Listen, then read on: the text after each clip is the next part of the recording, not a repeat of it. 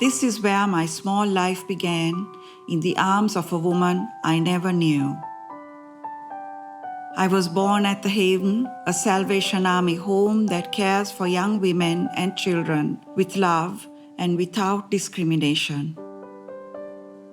Many women come here to give birth to babies they can't keep because they are victims of abuse, too young or too poor. The home also takes in orphans and children whose parents can't care for them. Growing up at the Haven, I always felt loved. The officers looked after me and took me home over the holidays.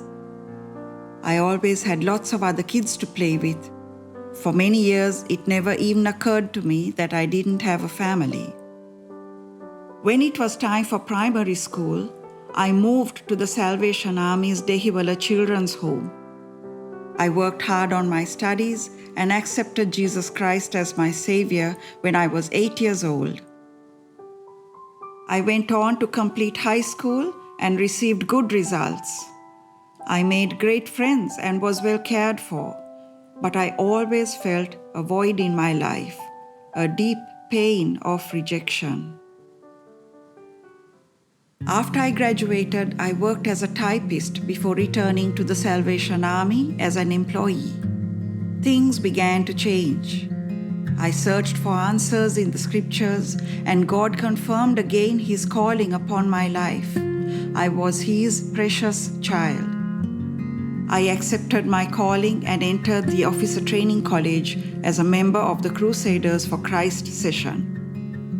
As an officer, I have been able to serve God in various appointments and see how these programs change lives. My husband Nihal and I are now honored to be territorial leaders of India's Southwestern Territory and serve the Lord with all we have. Today, as I think about my life in the Army's care, I recall with fond memories the faces of the many people who supported, loved, and cared for me. Through them, God gave me hope.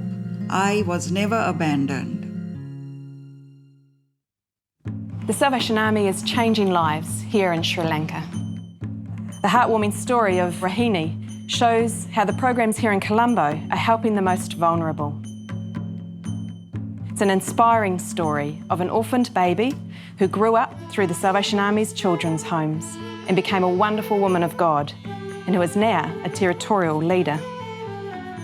Dehiwala is just one of the 180 children's homes that the Salvation Army runs around the world. It is home to more than 7,000 vulnerable children. Services like these would not be possible without the support of people like you. Please give generously this self-denial appeal. Will you commit to 1 week's salary to help change lives?